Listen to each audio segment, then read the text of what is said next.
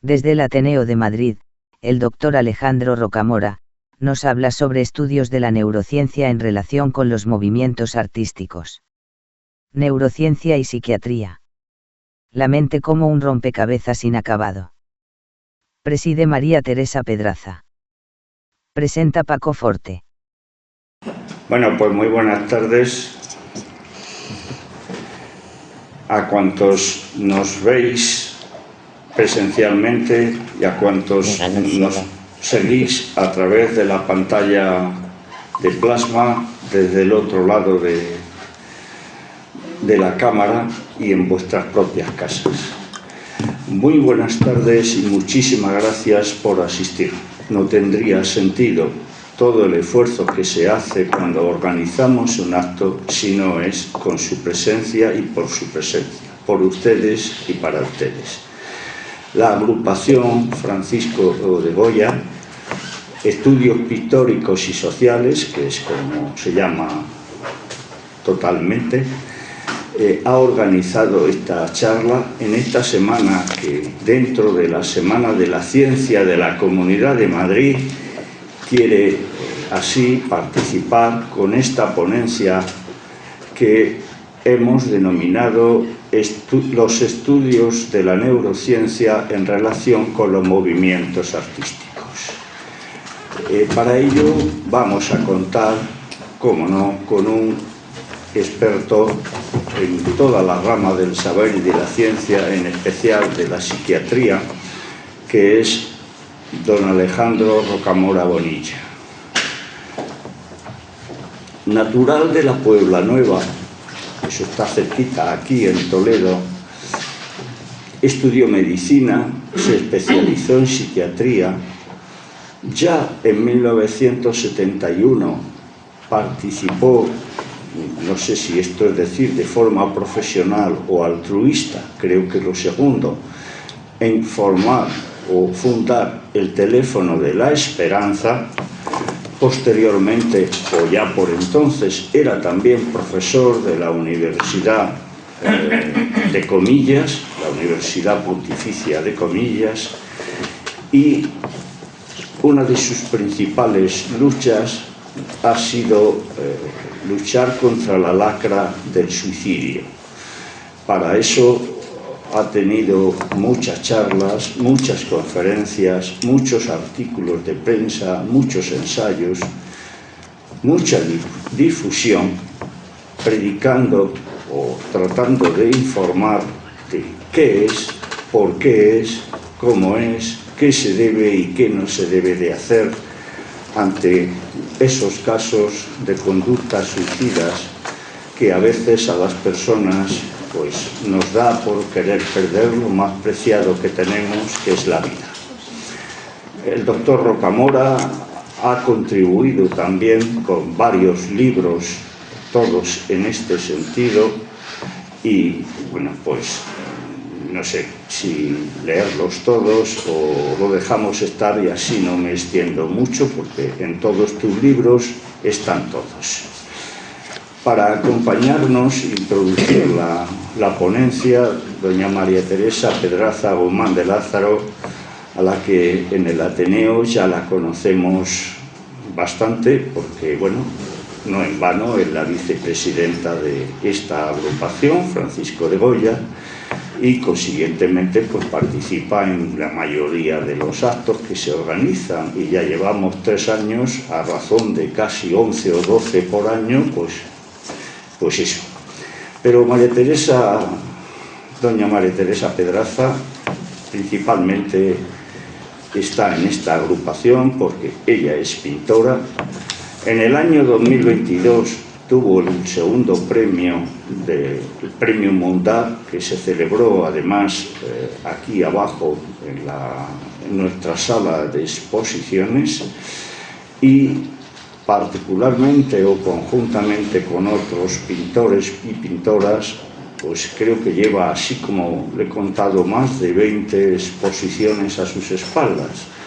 lo que me da una media de 20 cuadros por exposición, 20 exposiciones. En la escuela me decían 20 por 20, 400 cuadros. Bueno, pues esos tiene. Así que, bueno, los que haya vendido ya no los tiene, pero esos sí los tiene. La exageración al poder. Entonces, además de eso, es escritora, participó en uno de los libros colectivos de literatura en homenaje a Saramago, Saramago siempre. Ha participado y sigue participando en escrituras de psicoanálisis en LASUT de Toledo, que es una asociación que se dedica a difundir estudios sobre el psicoanálisis, y también escribe habitualmente en Entre Letras y en El Obrero. El programa ese Así que, en la radio, que en el Ateneo además ha sido vocal, depositaria y a ver si lo digo, y bibliotecaria, y antes de eso y a la par que eso ha sido presidenta, secretaria primera de las secciones de Ciencias de la Salud, Psicología, y si sigo pues hablo yo solo y nos quedamos sin conferencia. Así que este humilde servidor, Francisco Forte, se calla, deja que intervengan los ponentes y espero que sea de su agrado la conferencia. Aprendamos todos mucho, que para eso hemos venido. Vale, pues muchas gracias. Muchas gracias, Paco, por la presentación. Pero bueno, queridos amigos, veis lo que es la exageración y el que es amiga, pero bueno, bien. Yo daros las gracias, igual que ha hecho Paco, por vuestras asistencias a todos y cada uno de vosotros, porque yo creo que el tema es muy interesante. Como todos los años aquí en el Ateneo, bueno, en la Semana de la Ciencia siempre se hacen cosas de neurociencia, evidentemente. Pero parece que este año, bueno, pues será muy complicado y yo a Alejandro, tienes que hacerlo y tal. Y Alejandro decía, ya, siempre me pones a trabajar, pero es que esta sí es la vida. Pero yo creo que, bueno, pues la vamos a mezclar realmente en la neurociencia, porque también entra ahí el arte, y eso está claro. Mirar, un poco la definición, desde luego no me voy a meter en esto, para eso está Alejandro. Dicen que la neurociencia se relaciona con los movimientos artísticos al estudiar cómo el cerebro procesa la creación y percepción del arte, activando áreas cerebrales específicas para diferentes disciplinas, como puede ser la música, la pintura, la danza. Esta relación evidentemente es recíproca. El arte es una expresión de la actividad cerebral, mientras que las prácticas artísticas, bueno, pues van estimulando la neuroplasticidad, pero todo eso se lo vamos a dejar a Alejandro. El arte visto a través de la neurociencia, la verdad es que es muy interesante, porque yo ahí buscando, fijaros, hay una frase muy, a mí me ha gustado esta frase de Picasso, y Picasso decía, todos sabemos que el arte no es la verdad, es una mentira que nos hace ver la verdad. Los pintores son como magos o ilusionistas, están tratando de que veamos algo que ellos quieren que veamos. Pero lo que es cierto es que, y esto lo sabemos todos, cuando un pintor hace un cuadro o hace una obra, sí que es cierto que él deja plasmado ahí más o menos lo que él siente, pero está muy ligado a la ciencia, a la neurociencia. ¿Por qué? Porque si nos metemos en lo que es el arte dentro de la neurociencia, hay un estudio bastante bueno que dice que ¿por qué el cerebro humano necesita el arte? Es así de sencillo. ¿Por qué? Pues porque yo creo que todos los humanos necesitamos el arte. El arte no solamente es la pintura, es la escritura, la música, la danza, la fotografía y ahora hasta el arte visual, o sea, el arte de la IA. O sea, es decir, no podemos vivir sin arte. El arte en todas sus manifestaciones constituye una característica esencial que identifica al ser humano. Ha permitido a través de los tiempos transmitir la cultura en toda su extensión y ha sido y es básico para su supervivencia. Nuestro cerebro plástico, mejor que Alejandro no lo va a explicar nadie, os lo puedo asegurar, necesita el arte. Si os dais cuenta, por ejemplo, en los primeros años, de forma natural, el niño lo primero que hace es que juega, canta, baila, dibuja. Todas estas actividades son imprescindibles para su correcto desarrollo sensorial, motor, cognitivo, emocional y, en definitiva, celebrar, que le van a permitir aprender para aprender. Y esto yo recuerdo cuando la mayor parte de mi vida profesional he estado en psiquiatría, y yo recuerdo cuando los niños llegaban, Alejandro, lo primero que hacían, llegaban muy tímidos, lógicamente, a un hospital y tal. Y yo tenía siempre una mesa preparada con muchas pinturas, lapiceros, cuadernos, folios. Y yo es que prácticamente decía, podéis hacer lo que queráis, creerme que a través de la escritura, sobre todo de los dibujos, era una forma también de poder diagnosticar, era una ayuda para diagnosticar determinadas patologías, no solamente psiquiátricas, sino si había maltrato, si había abuso. Es decir, el arte siempre nos acompaña desde el primer momento que vivimos, que nacemos. El arte es artístico, nos proporciona el componente emocional, o refiriéndose a las artes visuales, nosotros tenemos que ver, y el ver arte posiblemente nos relaja. Por ejemplo, a la hora de la enseñanza, ¿por qué enseñar las artes? Hay estudios que han analizado la implantación de la educación artística en el aula y se ha demostrado, y estos son estudios que hay en los institutos, sobre todo en colegios de primaria, donde se han hecho estudios en la asignatura de arte en el grupo de los niños y otro grupo que no tenía la asignatura de arte me refiero a pintura, escritura, música. Los niños evolucionaban bastante mejor, mucho mejor, cuando tenían esta asignatura, porque el arte les hace crecer y sobre todo también está muy influenciada la memoria, el mayor compromiso emocional de los alumnos, todas esas cosas. Luego el arte también es emoción dentro de la ciencia. Es un estudio que duró, muchísimos años, que afectaba la integración de diferentes programas artísticos. O sea, la gente, es como en los centros de mayores. Yo ahora mismo que doy historia del arte en el centro del ayuntamiento y el de la comunidad, es gente mayor que sabe, o sea, ha viajado. Lo que ocurre es que no sabe ver el arte, ellos sienten el arte. Es decir, el arte es fundamental para poder tener, incluso para manejar nuestras emociones. Luego podemos hablar de la creatividad, que mayor creatividad que poder crear una obra ya sea pintura, ya sea escultura.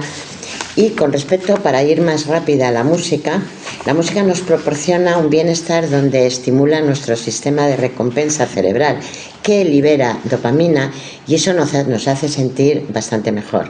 Es beneficioso para todo el tema, sobre todo de las emociones. ¿Cuántos de nosotros en un momento determinado estás triste y te pones una música? Parece que no, pero te alivia. La música acompaña. En los programas que tenemos ahora mismo en una de la radio donde yo estoy, tenemos un programa de soledad no deseada, y en esa soledad no deseada entra la música, entra la pintura y entra el teatro, porque también es una forma de que ellos puedan experimentar. Y si tú realmente oyes música, de verdad que te transporta. Hay un tema que dice: la música nos hace más inteligentes. No creo que la música nos haga más inteligentes. Lo que sí nos hace es ser más creativos, poder compartir y sobre todo poder tener esa emoción que nos hace cuando sentimos. Yo recuerdo cuando yo era muy pequeña, adolescente, y mi padre pues me llevó a la ópera. Yo gritando, a mí no me gusta, porque además gritan mucho y tal. Y yo recuerdo que papá me dijo: mira, no importa que no hayas ido y no importa si entiendes o no entiendes, Tú vas a oírlo y luego me dirás si te gusta o no te gusta. Pues yo salí y dije, sí, papá, me gusta. Y no entiendo de ópera, pero a mí me gusta. ¿Por qué? Pues porque para mí es importante. ¿Qué nos puede aportar, por ejemplo, una clase de dibujo? Parece que es una bobada. Bueno, pues nos puede aportar la utilización de herramientas y materiales que nosotros vamos a utilizar esas herramientas a lo mejor para plasmar una angustia que tenemos y no sabemos expresarla con palabras. Participación y perseverancia. Bueno, pues nos enseña que tenemos que participar, que somos... porque tendemos en esta sociedad que yo creo que ahora cabe todo, vamos un poco al individualismo y sin embargo pues las clases, sobre todo de arte, de pintura, de escultura, te hacen trabajar en equipo y eso es bueno. Ayuda a que despertar un poquito, estimular la imaginación, la observación, que es muy importante en un mundo como en el de hoy, donde todos tenemos prisa, donde, bueno, pues poder observar, que eso es lo que a ti te pasa, Carmen, cuando tú vas... Carmen es una escritora y además yo os digo que escribe estupendamente. Yo la he visto que va con una libreta y es como lo que decían de Goya, de Caravaggio, que van siempre con su libreta de viaje. Bueno, pues Carmen va igual, va andando y de pronto se para y saca la libreta. Carmen, ¿qué haces? Pues una idea le ha venido, ha mirado. Eso es el tema, la observación. Luego la reflexión. Tenemos que reflexionar si lo hacemos bien, que nos gusta. La comprensión en el mundo artístico también es muy importante.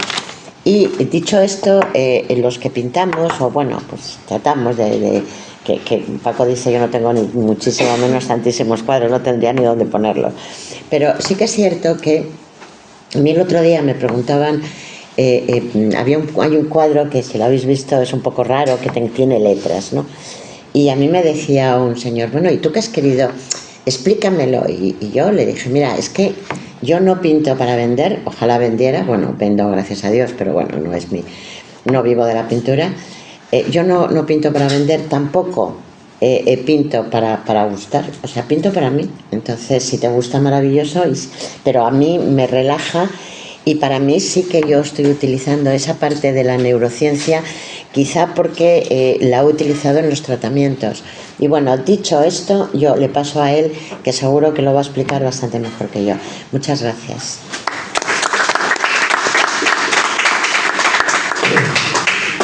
Bueno, gracias Paco por la presentación. El tener amigos supone que siempre te hacen una presentación que ni uno mismo se reconoce. Pero vaya para bien, ¿no? Y Maite también por tu invitación. Claro, yo aquí me toca, yo no voy a hablar propiamente del arte, sino que voy a poner, diríamos, la base de la neurociencia, ¿no? Es un tema, cuando a mí me lo dijo Maite, que no es un tema mío prioritario, evidentemente no soy un experto en neurociencia, pero como psiquiatra, bueno, siempre hay una relación. Por eso yo he puesto el título de mi conferencia es Neurociencia y Psiquiatría. La mente como un rompecabezas inacabado. Inacabado significa en cuanto que comprendemos. No comprendemos toda la mente, nos falta un montón de cosas. Ahora, en el siglo XXI realmente se ha vivido muchos avances, sobre todo en la década de los 90, que fue la década de la neurociencia. Es decir, hubo muchos avances que yo voy a intentar sintetizar aquí esta tarde en este ratito que tenemos, ¿no? Primeramente hablaremos de qué es la neurociencia, qué es, historia de la locura, como neurociencia y psiquiatría, el concepto de enfermo mental, cómo ha ido evolucionando, simplemente poniendo unos jalones importantes, ¿no? En la historia, 4 o 5 ideas, ¿no? Luego, cuerpo y trauma, es decir, cómo realmente la neurociencia nos ha venido a decir la relación que hay entre el trauma, entre la adversidad, entre el conflicto, entre la enfermedad mental y el cuerpo, ¿no? Cómo hay una resonancia en el cuerpo. Y luego os voy a decir, aquí hay psicólogos también, un alumno mío, es decir, cuando éramos jóvenes los dos, yo un poco más viejo, ¿qué nos dice la ciencia ahora de lo que es la enfermedad mental? Voy a plantear un concepto nuevo que hay de sufrimiento psíquico, ¿no? Y por último, os plantearé las aportaciones de la neurociencia con respecto a la psiquiatría, ¿no? Luego tenéis tiempo para preguntar. Yo voy a decir las ideas. La neurociencia es el estudio de forma multidisciplinar, incluye mucho, del cerebro y la mente. Ya tenemos aquí dos conceptos que es diferente. El cerebro es la parte orgánica, somática, que se puede pesar, se puede medir, se puede ver, se puede reflejar, se puede... Y sin embargo la mente es el producto del cerebro, ¿no? La mente son los sentimientos, es las emociones, es la memoria, es el deseo, eso es la mente, ¿no? Hay veces que explicamos y hablamos del cerebro y mente de una forma indistintamente, pero como comprenderéis es una cosa diferente el cerebro a la mente, ¿no? Yo cuando empecé psiquiatría ya por los años 70 siempre me preguntaba cómo es posible que el cerebro, es decir, algo orgánico transforme en sentimientos, ¿no? Es algo que yo siempre me he preguntado, ¿no? Y que es un salto cualitativo, diríamos, de la situación, ¿no? Es decir, y como realmente yo sé que sabemos, ¿no? Hasta ahora, que una disminución de serotonina, que es un factor, es un neurotransmisor, es algo físico, te produce una depresión, que es algo psíquico, es algo mental, ¿no? Es decir, es un misterio realmente eso, ¿no? La neurociencia de alguna manera ha intentado explicar ese paso que ahora os diré, ¿no? Bueno, evidentemente, sobre todo en la década de los 90, que fue la década de la neurociencia, es curioso, ¿no?, que empezó el siglo XX con Freud, que era la importancia de la palabra era lo que curaba, y terminó el siglo XX con la neurociencia, la ciencia es la que cura, ¿no? Bien, pues bueno, ahí tenéis reflejadas las distintas, diríamos, instrumentos técnicos que han permitido estudiar el cerebro de una forma mucho más detallada, ¿no? La tomografía de emisión de positrones, la resonancia magnética, la tomografía computerizada, etcétera, ¿no? Pero hay dos conceptos importantes que yo me voy a centrar esta tarde aquí, ¿no? Un concepto que es el concepto de plasticidad neuronal, un poco lo ha señalado antes Maite, y el concepto de epigenética. Son dos conceptos que nos de alguna manera nos van a ilustrar de cómo funciona el cerebro, ¿no? Claro, la plasticidad neuronal, hay un libro de una doctora que fue premio Nobel de Medicina, de Rita Levi Montalcini, que murió casi con 100 años o 100 y pico años. Es una mujer que escribió este libro a finales en los años 20, en 2020, murió hace poco tiempo, ¿no? Ella dice ahí que todo ser humano tiene el as en la manga, ¿no? Es un libro muy pequeñito, pero que os recomiendo, ¿no? Porque ahí explica muy claramente lo que nos ocurre en la vejez. Daros cuenta que, por ejemplo, con Ramón y Cajal decía que la neurona no se reproducía, ¿no? Él fue el premio Nobel porque describió la neurona, ¿no? Con Golgi. Pero realmente ahora sí se ha visto que hay capacidad de reproducción. Es decir, lo que nos pasa cuando somos más viejos es que se mueren neuronas, pero se recuperan por otro lado. Y los circuitos neuronales se hacen mucho mal. Por ejemplo, yo ahora mismo la memoria la tengo peor que cuando tenía 20 años, es evidente, ¿no? Pero realmente todavía conservo memoria. Es decir, ¿por qué? Porque se va reproduciendo. Es el as, decía esta doctora, que tiene la mente, ¿no?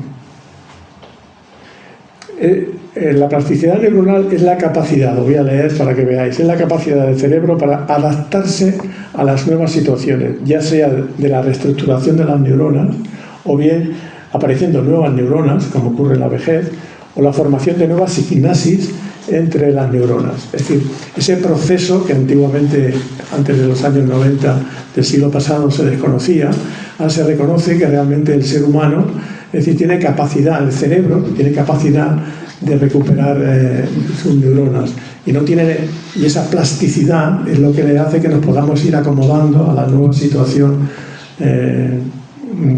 nueva, ¿no?, de la edad.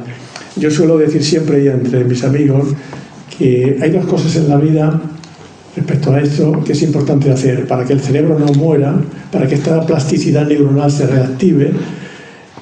Hay dos aparatos, digamos, en el ser humano, en el cuerpo humano, que necesitan actividad. Uno es el aparato locomotor, Es decir, el aparato locomotor, cuanto más se mueve uno, más sano está. No así los demás órganos, el corazón, el hígado, los riñones, cuanto más años tienes, más se va deteriorando. Pero el aparato locomotor, cuanto más actividad tienes, evidentemente más sano está. Y otro es el cerebro. Cuanto más, por eso Maite decía que daba clases de literatura a personas en centros de mayores, etcétera, porque realmente todo eso les crea una situación de que las neuronas, aunque mueran, se pueden reproducir por la plasticidad neuronal, ¿no? Y el cerebro es un órgano dinámico y cambiante. No es un órgano que se va muriendo células, pero se va recuperando, ¿no? Por otra parte, claro, ¿qué relación tiene esto con la psiquiatría? Daros cuenta que lo que se plantea es que la experiencia traumática, es decir, cualquier conflicto psíquico, cualquier enfermedad mental, puede modificar el fenotipo, esto es muy curioso, ¿no? El fenotipo y no el genotipo, os voy a explicar. Es decir, no sé si recordáis cuando yo estudié ciencia en tercero de bachiller, yo estudiaba ciencias naturales, ¿no? Y había la célula, ¿recordáis la célula? Que tenía el ectodermo, la parte de exterior, el mesodermo, la parte intermedia, y el endodermo, la parte interior. Bueno, pues del ectodermo, del cigoto de la célula humana, el ectodermo da origen simultáneamente al aparato periférico, a la piel y al cerebro, al sistema nervioso central. Por eso, vosotros sabéis que enfermedades psíquicas, conflictos psíquicos, se manifiestan con mucha frecuencia en el aparato periférico, dermatitis, eczemas, úlceras, etcétera, ¿no? Porque está conectado en el origen de la célula, está conectado el sistema nervioso central con el sistema periférico, ¿no? Bien, entonces lo que hace el conflicto, sobre todo cuando hay un conflicto, por ejemplo la Dana, el conflicto que ha ocurrido en Valencia el año pasado, ¿no? Ese conflicto, que es un conflicto terrible de muertes y de situaciones de pérdidas, etcétera, ese conflicto lo que hace es que de alguna manera, si el sujeto no lo elabora bien, ahí está la importancia del tratamiento psicológico, si el sujeto no, eso puede producir cambios en su fenotipo, es decir, en su conducta, en su forma de ser, en su forma de actuar, etcétera, sin cambiar el componente genotípico, la carga genética. Esto lo vamos a ver ahí, bueno, lo vamos a ver ahora, lo explicaré ahora. El otro concepto es la epigenética, que viene a decir que la parte externa, lo que nosotros vivimos, repercute en el cerebro. Hay modificaciones en el cerebro. Es decir, ha habido estudios en el que se ha comprobado, por ejemplo, si cogemos dos niños, dos gemelos monocigóticos que aparecen del mismo huevo, y tienen la misma carga genética y son educados en distintos sitios, es decir, por lo que sea, por familias diferentes, porque ha habido una adopción, etcétera, puede ocurrir que aunque tengan la misma carga genética, sin embargo, el fenotipo es diferente y puede ser que uno sea un enfermo mental y el otro sea un genio, o sea una persona normal, ¿no? Eso que ha ocurrido es que la parte externa, lo que uno vive, por eso la importancia del vínculo, lo que uno está viviendo, sobre todo en los primeros años de vida, eso va, de alguna manera, no determinar, yo no soy determinista, pero sí condicionar cómo es uno en la vida adulta, ¿no? Ha habido estudios, por ejemplo, la importancia del contexto, lo que os decía antes, de la parte epidémica y el cerebro, y hay una observación que yo quiero haceros ver, ¿no? Un dato, ¿no? ¿Qué sentido corporal pensáis vosotros que es imprescindible para vivir? ¿Qué sentido corporal es imprescindible para vivir? Sin ese sentido no podríamos vivir. Evidentemente aquí tenemos a Paco, que tiene una pérdida de visión y realmente vive y es muy productivo y muy creativo. Por lo tanto, la vista no es, ni el oído tampoco, ni el gusto, ni el olfato. Uno puede vivir sin olfato, lo que uno no puede vivir sin tacto. sin la epidermis. Con el 50% de la epidermis, cuando hay un quemado, muere. O sea, que el contacto con el otro, el contacto con el exterior, es imprescindible para la vida biológica. Sin eso no podríamos vivir. Eso es lo que ha puesto de manifiesto la epigenética, ha puesto de manifiesto que todas las experiencias del contexto, sobre todo, insisto, en las experiencias infantiles y cuando son repetidas, lo que llaman los psicólogos el trauma complejo, cuando son repetidas, puede producir una alteración. Curiosamente, una experiencia psíquica puede producir una alteración en la masa cerebral, sobre todo en el hipocampo, en el sistema límbico. Es algo que la transición de una cosa a otra no se ha descubierto hasta hace muy poco tiempo, hasta principios del siglo XXI, ¿no?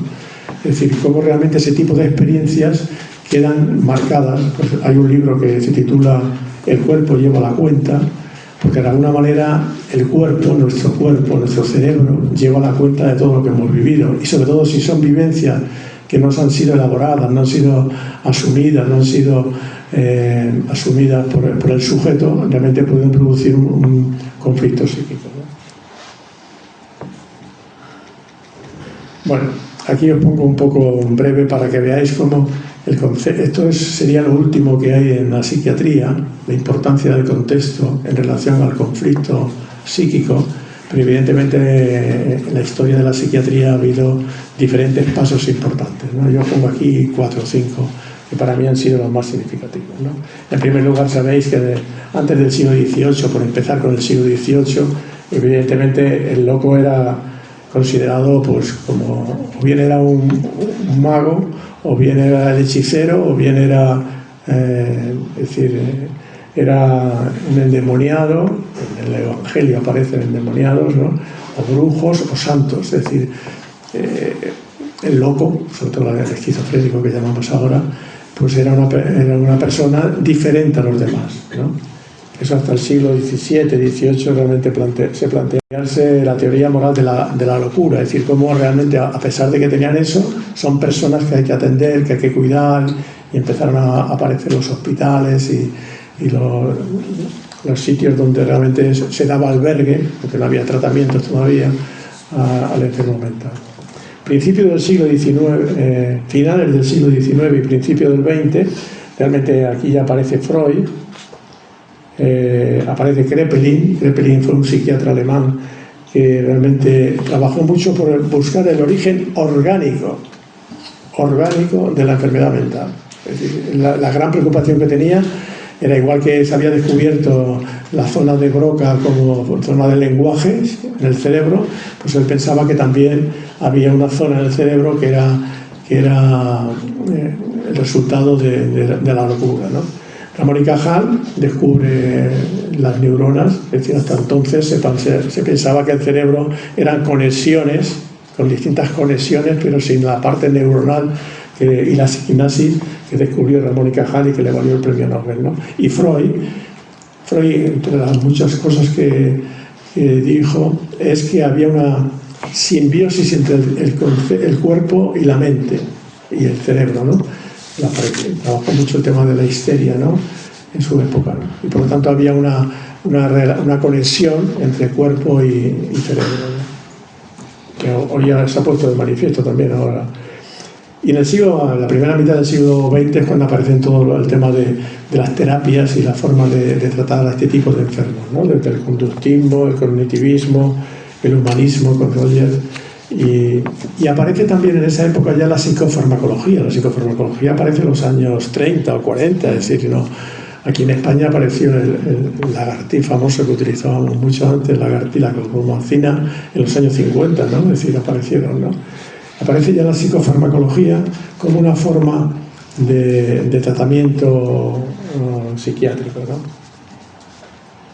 Segunda mitad del siglo XX es cuando aparece ya el desarrollo de la psicofarmacología, los antidepresivos, los ansiolíticos. Un día teníamos que dedicarnos a hablar de los antidepresivos. Para mí no son antidepresivos, no sirven, pero bueno. Está muy criticado ahora todo este tema de la farmacología, ¿no? Estoy leyendo un libro ahora de las conexiones y lo pone de manifiesto, ¿no? Es decir, la psicofarmacología yo entiendo que se ha excesivamente utilizado, ¿no? Yo creo que se utiliza excesivamente para que un problema psíquico se solucione con un fármaco, ¿no? Es decir, bueno, pero no vamos a entrar ahí.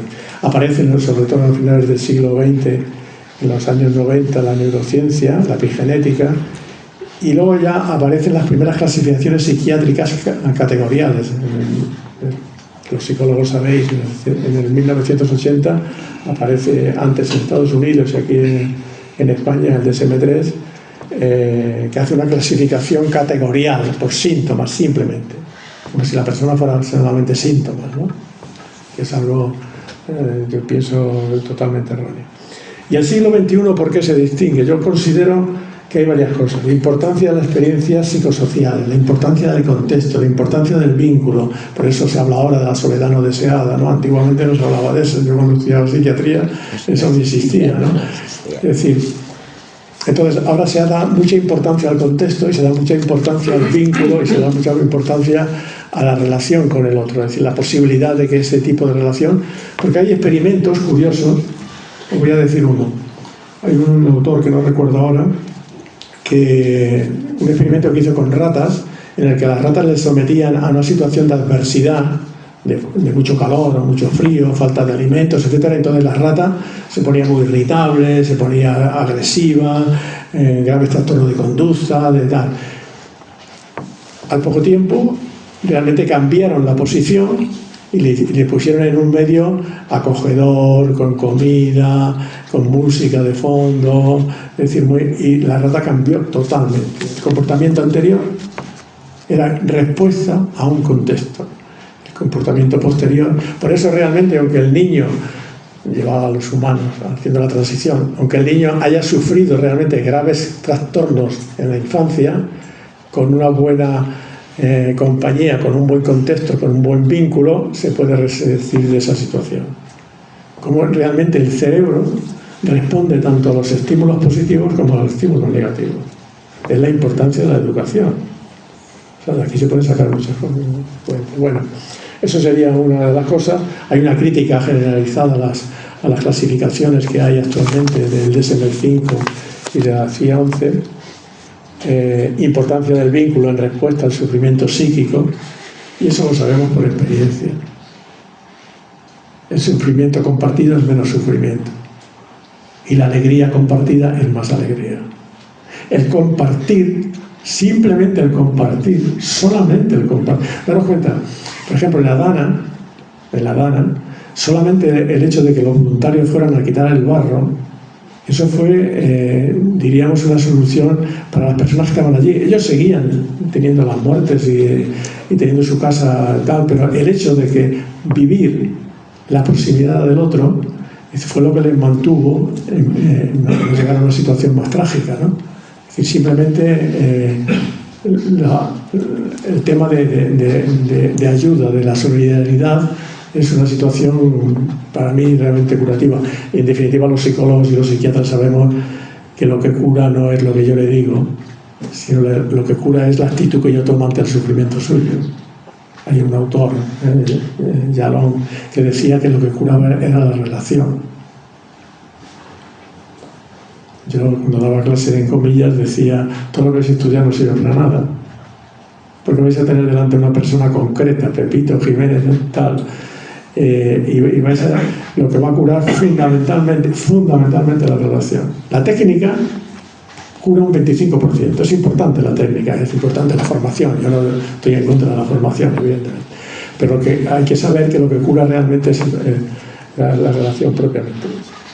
Bueno, la importancia del vínculo y las terapias de tercera generación, que vienen a decir, las terapias de tercera generación, terapia de asociación y compromiso, el mindfulness, etcétera, lo que vienen a decir la importancia del síntoma, no quitar el síntoma, eso lo explica muy bien mi hija en el libro que escribimos, sino realmente asumir el síntoma, es decir, es un proceso muy largo, ¿no? Bueno, cuerpo y adversidad.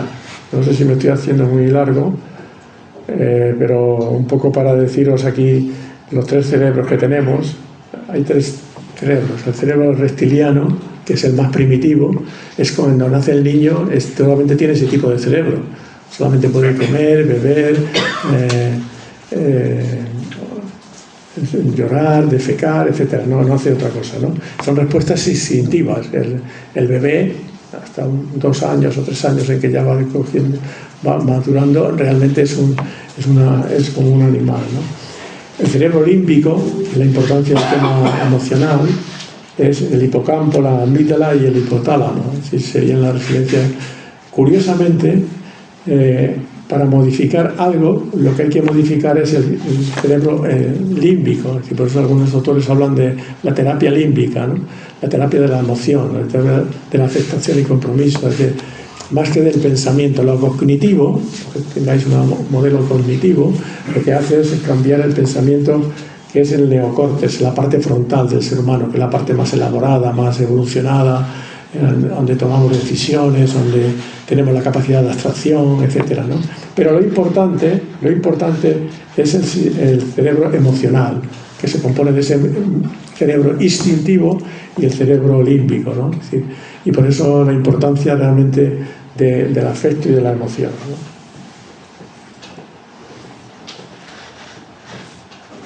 Voy a pasar esto. No, quería decir 2 palabras simplemente de la nueva forma de entender el sufrimiento psíquico. Claro, antiguamente, el modelo antiguo, que también yo lo traía aquí, me parece que lo tenía aquí, sí. Lo tenía, es un esquema que yo además he repetido muchas veces, ¿no? El esquema de Mann. Es decir, es cómo se produce la enfermedad mental. En el modelo antiguo sería por una vulnerabilidad genética que tiene el sujeto, sobre todo la esquizofrenia, los trastornos bipolares, etcétera, y luego por factores psicosociales y la importancia del estresor, ¿no? Hay un conflicto, o hay una muerte, o una enfermedad, o hay una dana, etcétera, ¿no? Eso sería, digamos, los 3 factores que teóricamente afecta para producirse la enfermedad mental, ¿no? Bien, pues ese modelo realmente está ya... hay otros modelos en psiquiatría mucho más modernos. Por ejemplo, yo traigo aquí el modelo PAS, es un modelo británico, inglés, ¿no? Es una alternativa emergente, comprende la enfermedad mental más allá del diagnóstico psiquiátrico. No hay diagnóstico, porque en definitiva lo que dicen, no, cuando aparece la ansiedad o aparece la tristeza, es una respuesta personal ante una situación del conflicto, pero es igual que la fiebre. La fiebre no es un trastorno, todo lo contrario. Es bueno que tengamos fiebre cuando aparece una infección, es una forma de defensa del cuerpo. Pues así, la ansiedad o la tristeza no es algo que hay que quitar, porque la fiebre tampoco hay que quitar hasta que no sepamos el origen de la fiebre. Eso lo dijo muy bien Freud. El psicoanálisis eso lo trabajó mucho y que no se le hizo mucho caso, ¿no? Bien, pues entonces, más allá del diagnóstico psiquiátrico, lo que dice este modelo es que el sufrimiento psíquico es respuesta que el sujeto puede dar a una situación. Cada uno da la respuesta que puede. Él plantea este modelo, voy a decirlo muy brevemente. Aquí tenéis recogida donde está descrito, es un pequeño manual, ¿no? Él dice, hay 4 elementos fundamentales. Esto también lo ha dicho mucho el modelo, la teoría de la complejidad que yo describo en otro libro, ¿no? Es decir, es importante el poder, es decir, es importante los dispositivos y los recursos que cada uno tiene. No recursos solamente económicos, sino también recursos personales que tiene. La capacidad de afrontamiento, la capacidad el vínculo, la capacidad de relacionarse, etc. Todo eso es importantísimo para cuando aparezca la adversidad realmente responder de una forma o responder de otra. Entonces, en primer lugar dice, los 4 elementos de este sistema es el poder, que son los recursos de que disponemos, la amenaza, que es cuando no tenemos ese poder. La amenaza sería cuando nos falta recursos para afrontar la situación, nos faltan vínculos, nos faltan relaciones, nos faltan capacidad de afrontar esas situaciones. Aquí estos autores plantean necesidades nucleares, la seguridad, la confianza, el buen vínculo de la pareja, la familia, los amigos, etc. Todo eso, si nos falta, es una amenaza. Es una amenaza. y algunas circunstancias de incremento que incrementa la amenaza, por ejemplo, la edad temprana o la edad también mayor, o cuando hay conflictos muy repetitivos, múltiples, etc., ¿no? Entonces tenemos que el síntoma va a aparecer porque lo que tengamos de recursos completos, juntamente con la amenaza, hay un desequilibrio, diríamos, ¿no? Y luego, lo importante también en esto, que eso ya lo dijo también Freud, es el significado que damos al estresor, al conflicto.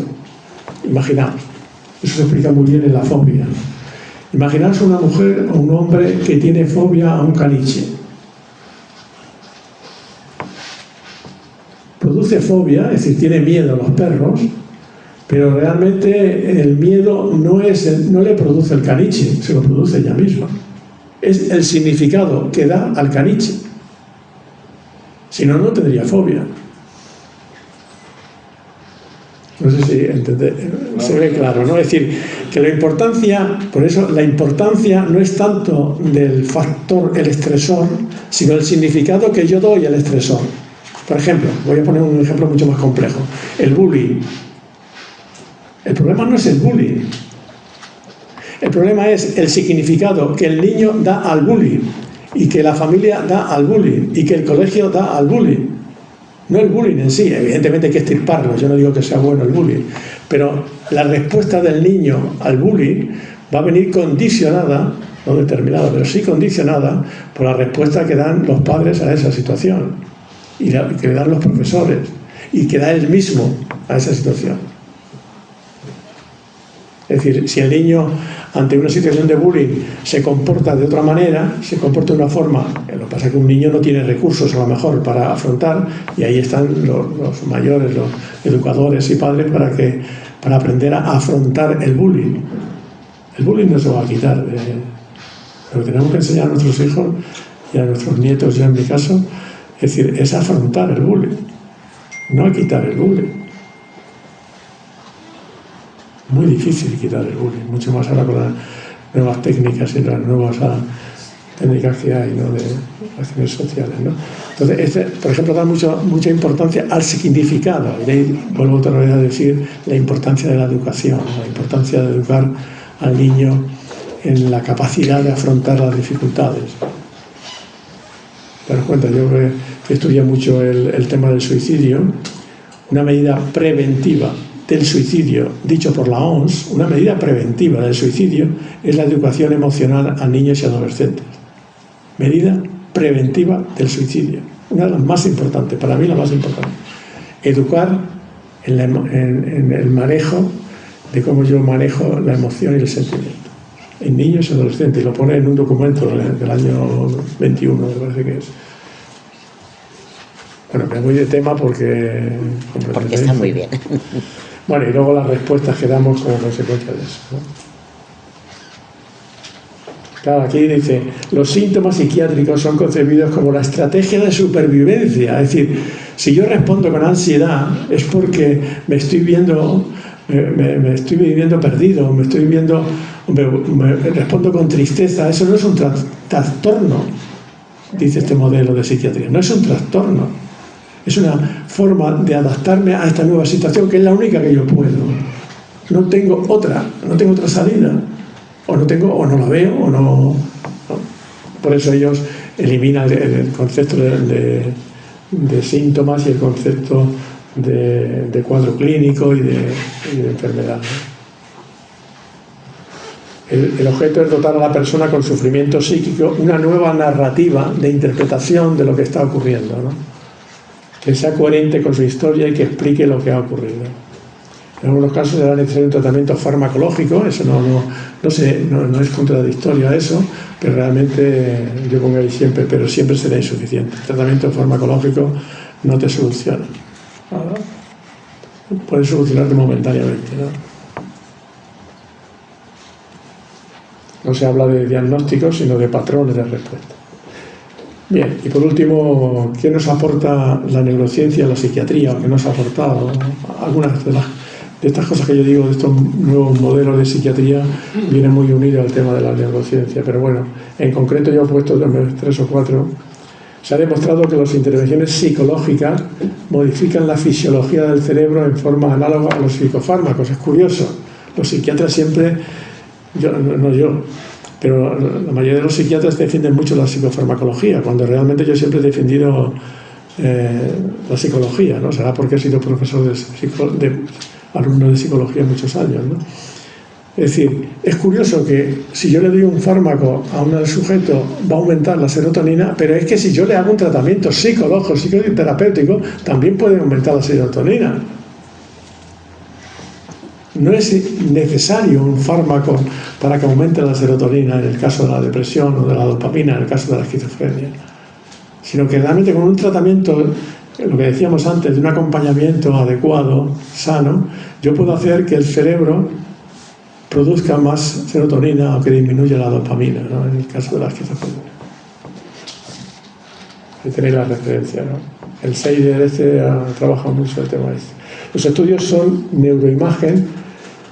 Con neuroimagen indican que las intervenciones psicosociales afectan a la bioquímica del cerebro, y eso se ha visto con los nuevos tratamientos que decíamos al principio, nuevas técnicas que hay de neuroimagen, que se produce el mismo modelo con la farmacología que con la psicología. Posiblemente con la psicología más tiempo, eso también lo dijo el psicoanálisis. De hecho, el psicoanálisis rechazaba de alguna manera el fármaco, porque decía que ocultaba realmente el síntoma. Otra de las apreciaciones, los desequilibrios psiquiátricos se deben a cambios específicos en el funcionamiento de las neuronas y de la sinapsis, es lo que se dice actualmente, ¿no? Y también sabemos la intervención psicológica actúa sobre las funciones cerebrales produciendo cambios físicos en el cerebro. Esto dice Candil, que también ha trabajado mucho este tema. La neurociencia ha demostrado que ya no existen, como Maite y yo estudiamos, enfermedades orgánicas y enfermedades psíquicas. Yo recuerdo que cuando yo empecé en psiquiatría, una forma de distinguir una depresión era una depresión endógena cuando no hay un factor desencadenante, y una depresión neurótica o reactiva es cuando había un factor desencadenante. Pero eso está superado. Es decir, yo puedo tener una depresión mayor, que se supone que es endógena, aunque cuando muere mi padre es un factor reactivo ante la muerte de mi padre, yo puedo tener una depresión mayor. Es decir, que no necesariamente tiene que haber un factor externo para que se produzca la depresión o para decir que es una depresión reactiva. Eso lo ha puesto muy de manifiesto. O por ejemplo, que hay enfermedades orgánicas, que serían la esquizofrenia, sobre todo el trastorno bipolar, que hay un trastorno funcional de los neurotransmisores, y los modelos más psicológicos, que serían las neurosis, ¿no? Es decir, el trastorno de ansiedad, ¿no? Sería más psicológico. Eso ya se ha superado con estas nuevas aportaciones, ¿no? La neurociencia ha demostrado que ya no existen enfermedades orgánicas, psicosis y trastornos afectivos, y enfermedades psíquicas, las neurosis, ¿no? Ni hay tampoco reactivo ni endógeno. Nos va cambiando la vida. Totalmente, totalmente. Y por último, ya los síntomas depresivos, ansiosos o psicóticos no se explican solo por la alteración de alguno de los neurotransmisores, eso también es verdad, u hormonas, como para el cortisol con la ansiedad, ¿no? Sino que también hay que tener en cuenta la actitud del sujeto ante la adversidad. Es decir, es verdad que a mí, cuando yo empecé psiquiatría, me impresionaba mucho una persona que estaba delirando o estaba alucinando. Tú le dabas un fármaco, en aquella época lagartía, loperidol, Sí, es verdad. Y dejaba de alucinar y de delirar.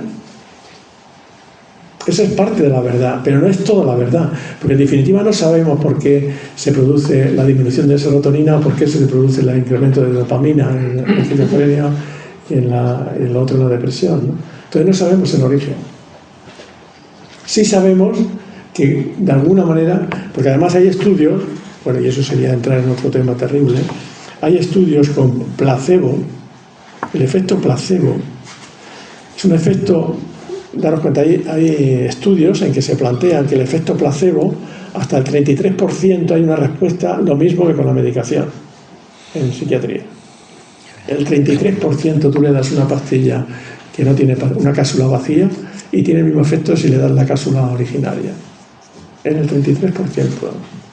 Con lo cual el efecto placebo te dice, es verdad que el efecto placebo menos persistente, etcétera. Sí, también es verdad, pero es verdad como la mente tiene capacidad de adaptarse y de dejarse engañar, diríamos, de responder pensando que está tomando un fármaco antidepresivo, mejora la depresión. Eso hay estudios muy importantes, ¿no? Bien, pues aquí los síntomas depresiosos o psicóticos no se explican solo por la alteración, ¿no? Yo cuando trabajaba en la Seguridad Social siempre le decía, si usted tiene dinero, váyase usted a un psicólogo privado. Es verdad. Yo le puedo poner la medicación, se la ponía, pero váyase usted a un psicólogo privado. Desgraciadamente era así. Ahora yo creo que está todavía peor que cuando yo... Bastante mejor. ¿Por qué? Porque realmente si yo solamente pongo fármacos, hay una respuesta inmediata, pero eso, si yo no cambio mi estilo de vida, mi forma de afrontamiento a la situación, etcétera, al poco tiempo voy a caer en lo mismo. Eso por un razonamiento. Yo entonces no entendía, no sabía nada de la neurociencia, ¿no? Pero realmente por sentido común, ¿sí? Por sentido un poco de pensar que no es tan simple, ¿no? Yo siempre les digo a los psicólogos que el error de la psiquiatría y de la psicología es que tenemos un modelo médico. Y el modelo médico no se puede explicar totalmente a la psiquiatría y a la psicología. Es algo más, es diferente. Es verdad que la psiquiatría se tiene que basar en la evidencia. Vale, sí, es un modelo médico basado en la evidencia, sí. Pero la evidencia es la persona. Y ahí es lo que nos falta, ¿eh? En España, por ejemplo, que realmente tenemos un modelo médico que es lo que predomina en toda la sanidad, la psiquiatría está inmersa en un modelo médico-psiquiátrico, con lo cual, pues en mi centro, por ejemplo, donde yo trabajaba, estábamos 6 psiquiatras y había un psicólogo y medio nada más. Medio digo porque la mitad de los días se iba al hospital, tenía que ir al hospital. Y sin embargo había 6 psiquiatras en el centro que yo estaba.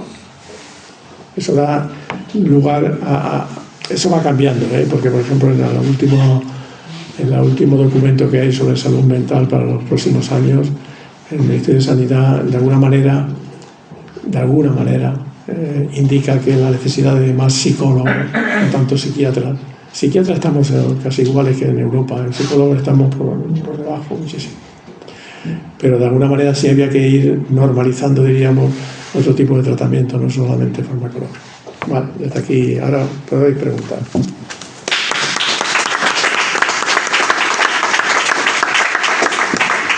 Muchas gracias, Alejandro. Bueno, pues María Teresa, la palabra es de ustedes. No, yo quería comentar que, como bien habíamos dicho al principio, Alejandro nunca deja impasible después de una conferencia. Y es que es verdad, es que tiene razón. Todo cambia, no sé si para mejor o peor, pero sí que es cierto que cambia. Yo recuerdo cuando yo he trabajado siempre con niños, bueno, niños hasta 14, 18 años. Y sí que es verdad que nosotros hacíamos mucho hincapié en la educación, porque yo lo que veo ahora, yo no sé vosotros, ahora que doy el turno de palabras, decirme si no estáis de acuerdo conmigo, yo lo que veo ahora es que sobre todo en la juventud hay lo que yo defino baja tolerancia a la frustración. O sea, tú dices una cosa, algo, y ya se ha desencadenado un conflicto tremendo. Vamos, a mí me ha ocurrido en el hospital de padres. Déjeme que voy a hablar con el niño, voy a pactar. Yo me quedo alucinada. ¿Cómo vas a pactar con un niño de 5 años? O sea, tienes que educarlo.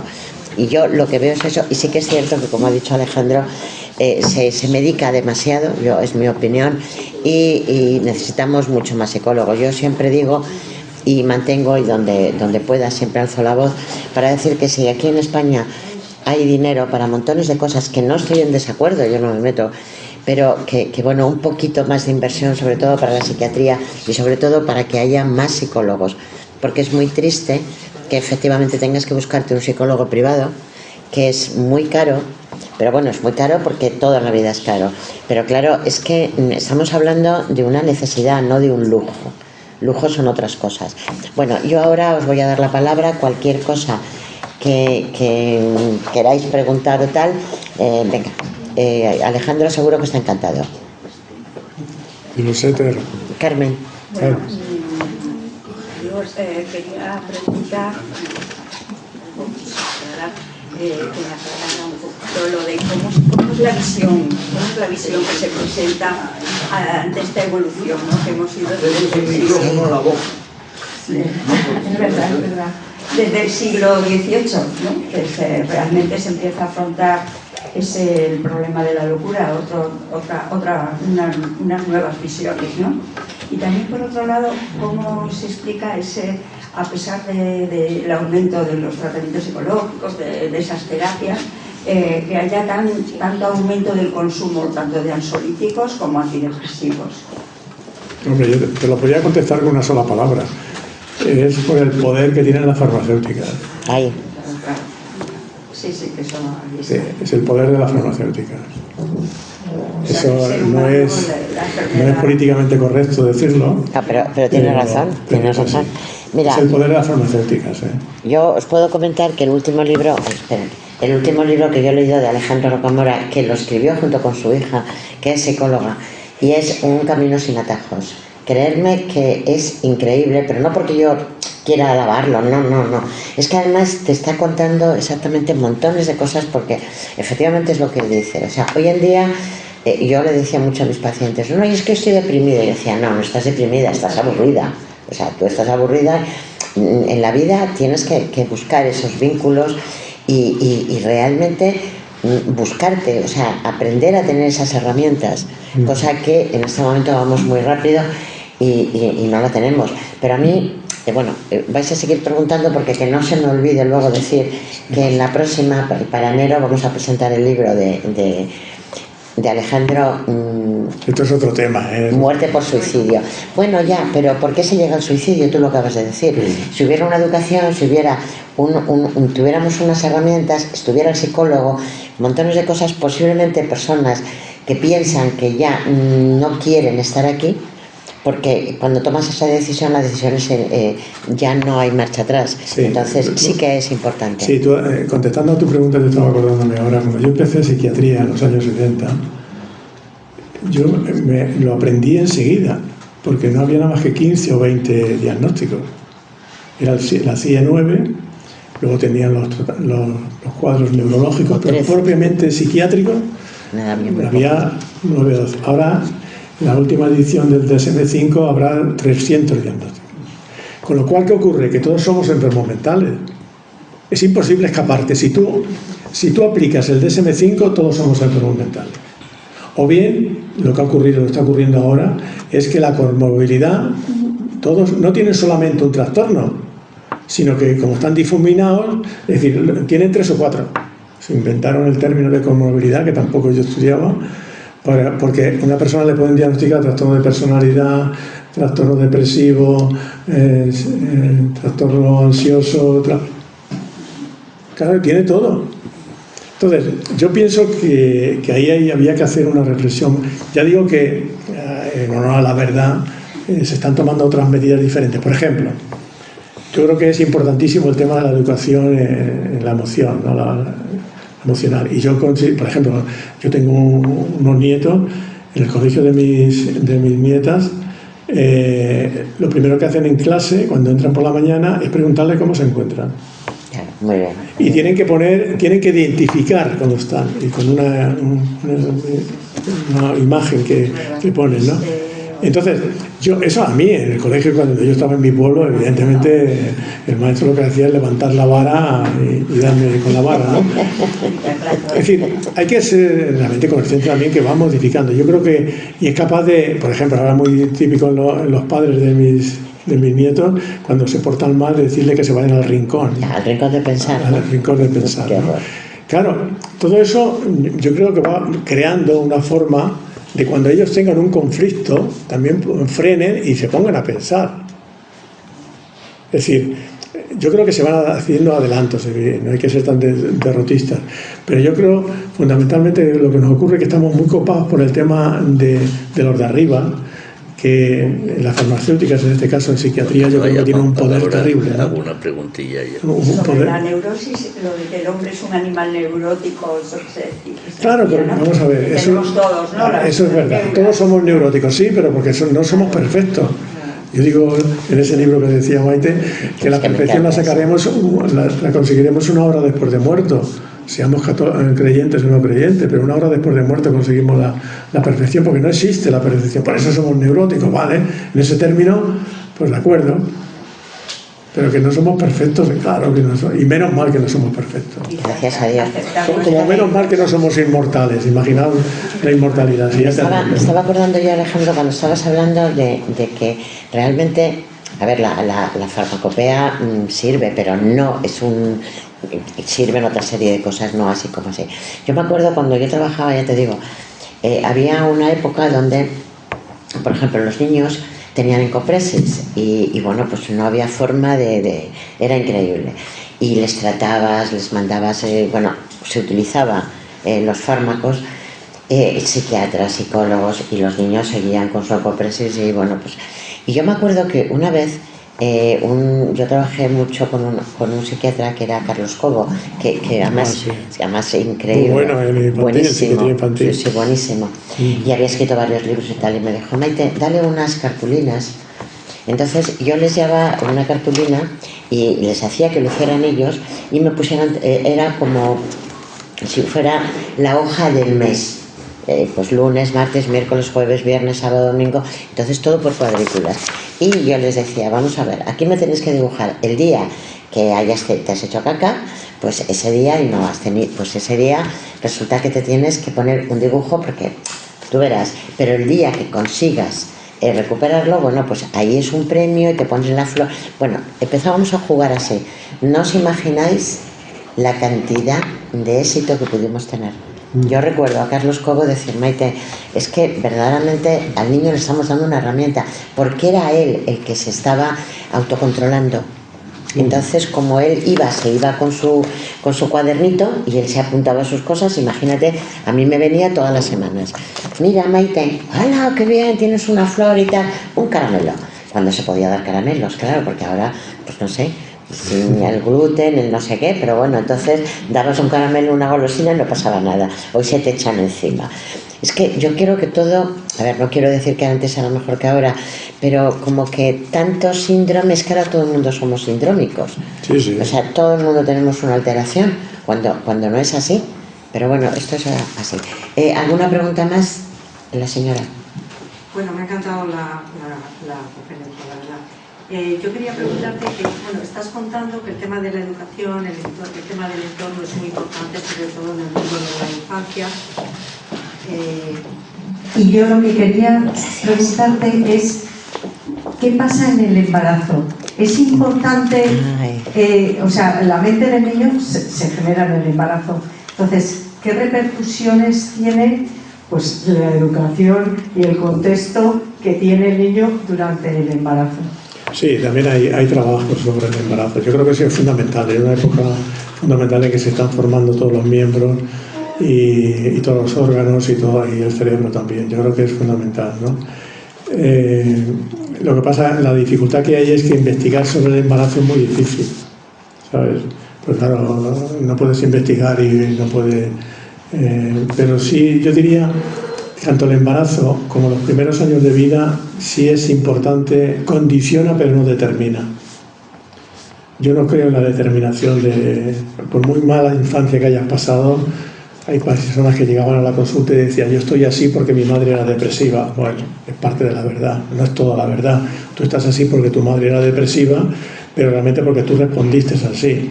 Hay una parte de responsabilidad personal de cada uno, ¿no?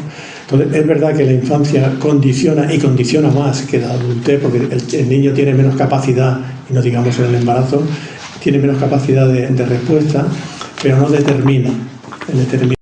Aunque luego cambió su postura al final de la vida y asumió que se podía cambiar en la adolescencia, ¿no? Que era la segunda oportunidad que tenía el sujeto, ¿no? Para cambiar.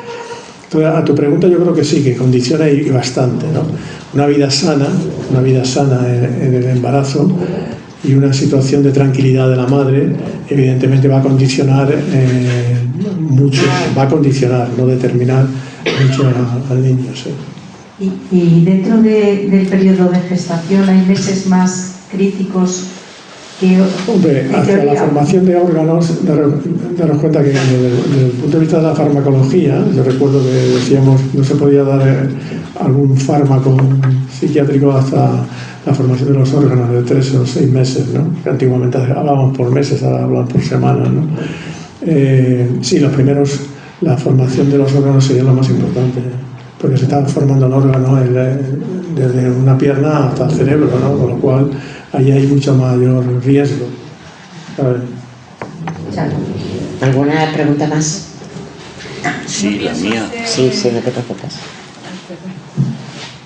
¿No piensa usted que los traumas fuertes que uno pasa de niños, estoy hablando de traumas graves, no de que tu madre sea depresiva, ¿no?, son muy difíciles de digerir? Sí. Porque, por ejemplo, yo hablo por mí, a mí no me importa decirlo. He pasado momentos gravísimos, entre otras cosas, pues, en un hogar donde tus padres no se quieren, en absoluto, se chillan, y he vivido situaciones de película. Entonces, a mí me cuesta mucho, ya tengo una edad, ya voy para mayor, he ido a psicólogos, a mí no me han ayudado en nada. Y bueno, me ha hecho mucho bien el arte, estoy sumergida en él. Y para mí Lo mejor que puedes hacer. Para mí ha sido la panacea el arte, pero hay cosas que se morirán conmigo. Sí, vamos a ver. Sobre todo los traumas en la infancia y sobre todo los traumas repetidos, lo que se llama el trauma complejo en la infancia y prolongado en el tiempo, evidentemente es mucho más difícil de elaborar. Yo no diría que es imposible, pero sí muy difícil. Por lo que tú cuentas, solamente por lo que tú cuentas, yo pienso que a pesar por mucho tiempo que te haya llevado, tú has encontrado una vía que es la vía que te soluciona en parte, no total. Ten en cuenta que un trauma es una herida que tienes para toda la vida. Lo que ocurre es, si el trauma está elaborado y es sano, digamos, toma una actitud sana, esa herida se convierte en una cicatriz. No es lo mismo tener una herida abierta que tener una cicatriz. Los que habéis sufrido traumas en la infancia, prolongados, repetidos, etcétera, tenéis una cicatriz. La herida ya está cerrada, pero claro, la cicatriz puede estar doliendo también. Y yo creo que cada uno, en ese sentido tú, por ejemplo, por lo que tú cuentas, has encontrado una salida. Has encontrado una forma, has dado una significación a tu vida, Víctor Frank diría sentido a tu vida, a través del arte, por ejemplo, por lo que tú dices. Pero, por ejemplo... Y es señal de que tú tienes capacidad de afrontar esa situación, que has tenido capacidad de afrontar con mucha dificultad. Evidentemente no es fácil, ¿no? Pero, por ejemplo, yo hablo con mi hijo muchas veces de esto y él... Mamá, pero no hables tanto del pasado. Tiene que hacerlo. Es que hay cosas que no se borran. Tiene que es que yo tengo una escena que no voy a contar porque No hace falta. que es muy fuerte en un tren donde mi madre estaba a su aire y no podía haber pasado de todo en ese tren.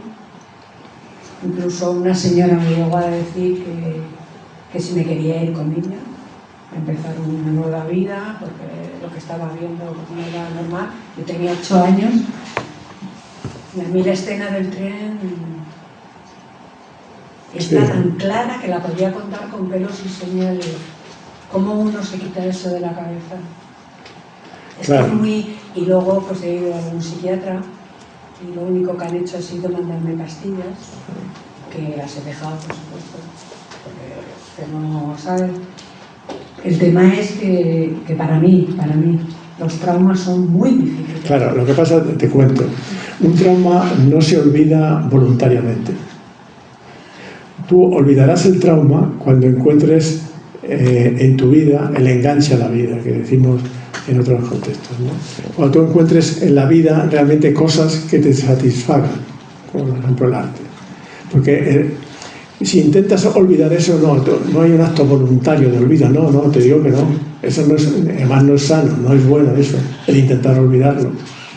Como tampoco, lo dice Rafa, tu hijo, tampoco es sano estar repitiendo, porque es que es una forma, tú quieres sacar un clavo clavando el clavo.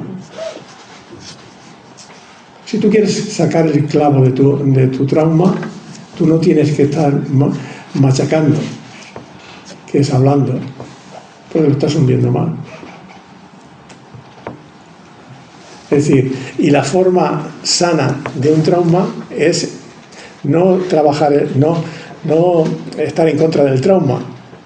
Eso ya fue, ya pasó, eso ya es imposible modificarlo, eso está ahí. Lo que tú tienes que encontrar en esta situación nueva de tu vida, por situaciones que te enganchan la vida, sabiendo que eso va a estar ahí siempre. El arte. Mira, yo con permiso de Alejandro, yo trabajé mucho con personas maltratadas, no sé, es tu caso, yo hablo de lo que yo he vivido. Entonces estas mujeres o adolescentes tenían un patrón, y el patrón es que habían vivido ese maltrato en su casa. O sea, si estas niñas, luego ya adolescentes o ya adultas, habían vivido una situación de que la madre, pues bueno, sometida, calladita, pues como decían, la mujer callada y atada la pata a la cama, ¿no? Si tú vives una situación de esas, el prototipo, o sea, ese arquetipo se vuelve a repetir. Entonces ellas siguen lo que han vivido, porque ten en cuenta que para ellas era la imagen especular. Entonces siguen en su matrimonio, que nunca, tardan mucho en ser felices, porque les va mal, porque ellas llevan esa forma. Entonces eso hay que cortarlo en algún momento. Es como los niños que han sido maltratados, hablo de hombres, no tiene por qué, pero hay mucha, y Alejandro lo sabe, hay mucha predisposición a que luego ellos sean maltratadores, pero porque ellos no lo han vivido como maltrato. Si un niño ve que el padre da un bofetón a la madre y que eso es completamente normal, ¿por qué no lo va a hacer él? Entonces, claro, es lo que estábamos hablando, eso hay que romperlo, pero tampoco de la forma, a ver, voy a ser muy prudente, no de la forma que ahora queremos que todo es un maltrato, no, un maltrato es un bofetón, pero que a veces al niño, eso de que al niño, no, vamos por partes, a mí no se me ocurriría dar un bofetón a un hijo mío, pero un grito a tiempo cura muchos traumas, ¿me explico? O sea, hay que tener, pero sobre todo, si tú vienes, no tú, en general, vienes de una familia desestructurada, con determinadas patologías, como puede ser ese maltrato, esa sumisión, ese machismo mal elaborado, difícilmente, es como el prototipo de hombres, Alejandro.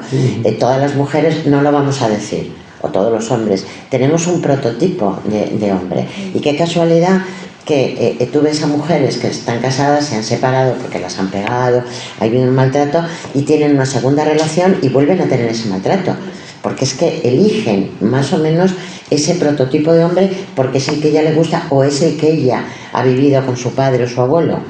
Quiero decirte, como dice Alejandro, yo creo que es llegar a un momento donde buscar herramientas para seguir adelante, no clavando el clavo, sino diciendo, bueno, esto me ha pasado, pero yo lo voy a superar, porque lo tienes que superar. ¿Y cómo? Pues bueno, el arte para mí es fundamental, pero es fundamental. El arte, la música, la pintura y un buen psicólogo, ¿no? En esta vida es como, yo soy religiosa, yo siempre digo, un abogado, un psicólogo y un cura, ¿qué vamos a hacer? ¿Alguna pregunta más? ¿Le puedo preguntar una cosa sobre arte? Sí, él quiere, sí. Sí, pregunta. Es el tema de hoy. El tema de hoy es la neurociencia y arte. No nos estamos saliendo. Estamos entrando.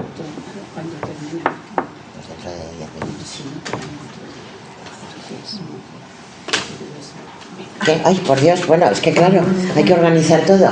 Era otro acto. Perdóname. No, le quería hacer una pregunta. Es que perdona, pero si me bajo me caigo. No sé.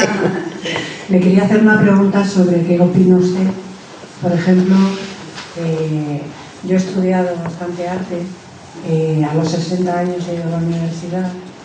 Estoy contentísima, ha sido la mejor etapa de mi vida, ¿no? Lo que pasa es que yo, por ejemplo, a mí que me encanta la pintura, yo cuando algo me interesa mucho, un cantante, alguien que está dando una conferencia y tal, yo tengo un profesor que lo venero, ¿no? Que he conocido en la universidad, y escribo un libro, siempre suelo, o veo un cuadro que me encanta, siempre suelo pensar su parte humana, si tiene que ver algo con la parte del cuadro que está haciendo, ¿no? ¿Que hay otro acto ahora? Sí. Pues no me lo habían dicho. Entonces, me acuerdo que estuve haciendo un curso de impresionismo y post-impresionismo. La catedrática no era como ustedes, de sencilla, era una querida. Por lo que la respuesta que no, era una querida, era insoportable. De lo que se lo creía, a mí esa gente no me gusta. Entonces, a mí me encanta Polo Gauguin, porque es uno de los... Sin embargo, me da un poco de asco su vida personal y lo que hizo, ¿no? Entonces, en un cuadro que hay, no sé si usted lo recuerda, sobre caballos rojos, yo le dije que si algo tenía que ver con su vida particular, tomó droga en aquella época, él se acostó con niñas con 10 años, no sé. O sea, yo no podía desligar la parte del cuadro y la parte de tal, ¿no? Entonces, se lo pregunté a ella y me dijo, usted es que piensa mucho, déjelo, quédese con la idea de que es un buen cuadro. Y a mí eso no me vale para nada. Entonces quería saber su opinión. Mira, yo mi opinión como pintora te diré, yo ahora mismo tengo, mira, hasta las 8:30, te lo digo por si quieres bajar y echar un vistazo, yo ahora mismo tengo una exposición abajo, en la sala de exposiciones, no la grande sino la pequeña, con unas amigas, con dos pintoras y ahí puedes ver mis cuadros. O sea, mi opinión es, cuando nosotros pintamos, o sea, es cierto lo que yo he dicho al principio y parece que es poesía, pero es la verdad.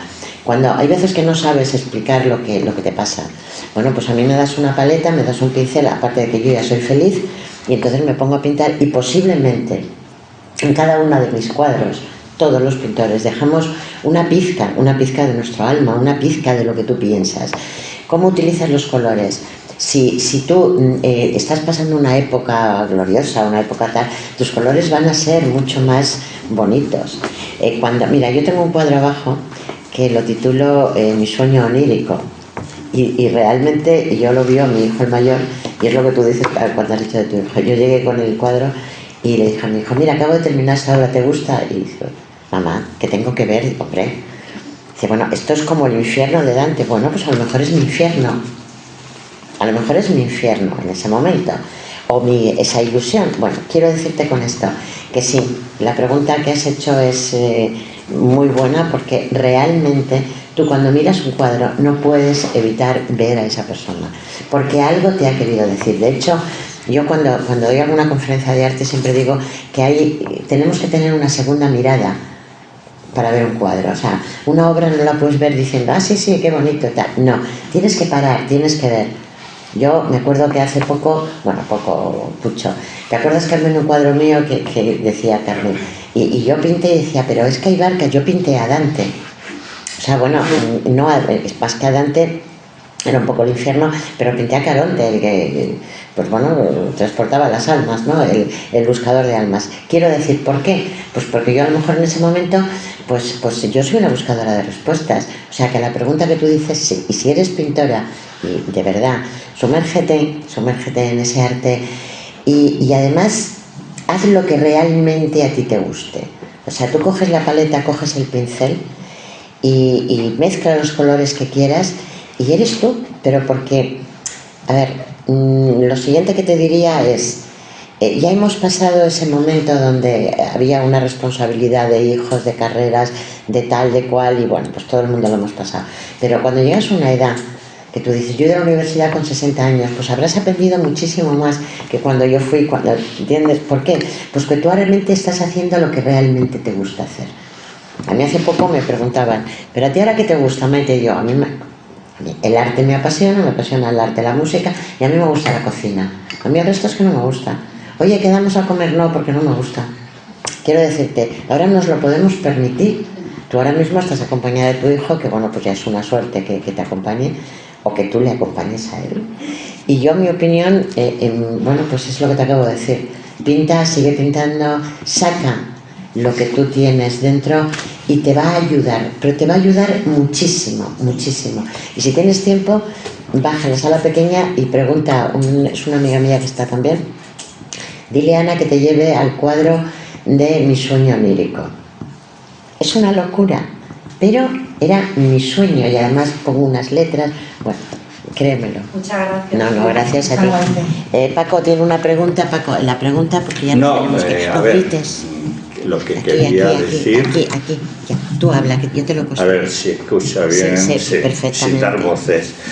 No, quería decirle a todos los asistentes y para el público que nos escucha al otro lado, el próximo viernes 21, o sea, no este, el siguiente, no sé si será en esta sala o en la segunda planta, está por determinar, hay un acto, no voy a decir que es conferencia, más bien mesa redonda, en honor a un ateneísta que lleva más de 60 años siéndolo, a toda una vida científica de investigación filosófica, se llama Enrique Pajón Mecloy, es uno de los socios, de los 15 socios en este momento más es que antiguos. Al final luego nos conocemos todos. Y bueno, pues invitaros a que, aunque solo sea, sobre todo a los ateneístas, por hacerle un reconocimiento a don Enrique,